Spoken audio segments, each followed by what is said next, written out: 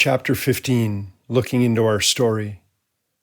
As we begin to see ourselves more clearly, we can start to comprehend the power we possess to change our lives. With each step that we take toward liberating ourselves from blind judgments and unthinking acts, we free ourselves from the need to constantly react unconsciously to the world around us. We also begin to understand our unique nature and have an ever clearer picture of ourselves.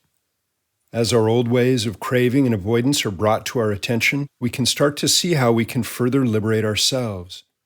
As we face our hidden fears and illusions and embrace the reality of our own lives, we can begin acting in ways that are more authentic and empowered. When we stop losing ourselves in external struggles and begin embracing our emotions and exploring our inner world, we'll find ourselves on the path to true freedom. It's important to realize, however, that investigating our inner world and facing our fears is not necessarily something that we'll particularly like.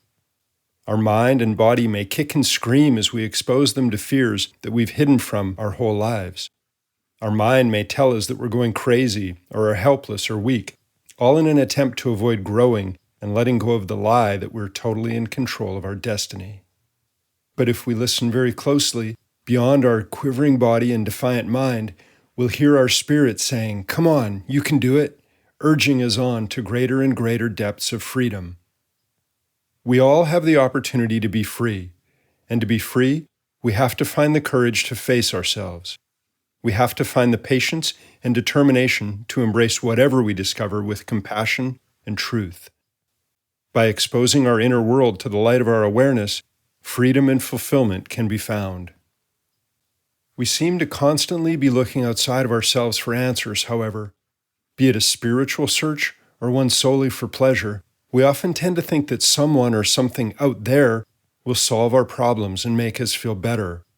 We'd like to believe that just one more self-help book or one more sermon or one more relationship will make us feel better, or one more donut or beer.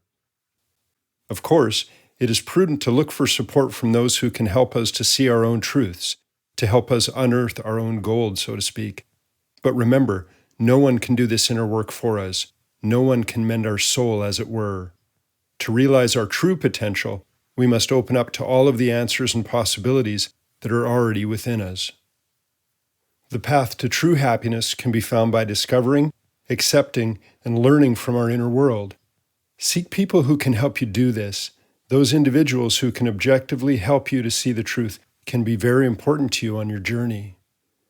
But know that you already have all of the answers inside of you, and that life is designed to bring them into your view in every moment. This is why yoga and meditation can be so helpful. They are two important doorways to an inner world that we perhaps aren't even aware exists. The truth is, we have to do the work of bravely looking into our own story, and this can only be done by looking within ourselves and at our lives. One way that we can do this is to look at the different people we know and ask, how do they truly make me feel? Perhaps ask yourself, does anyone leave me feeling insecure or awkward? Do I avoid spending time with them because they're mean to me, perhaps in subtle ways? Do my friends and family all treat me well?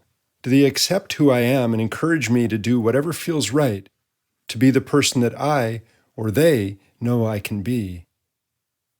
And look for a moment at how you treat them. Do you belittle them for doing things differently than you? Do you get angry at them when things don't go your way? Do you find certain things about their behaviors challenging but refuse to mention them? If so, why do you remain quiet?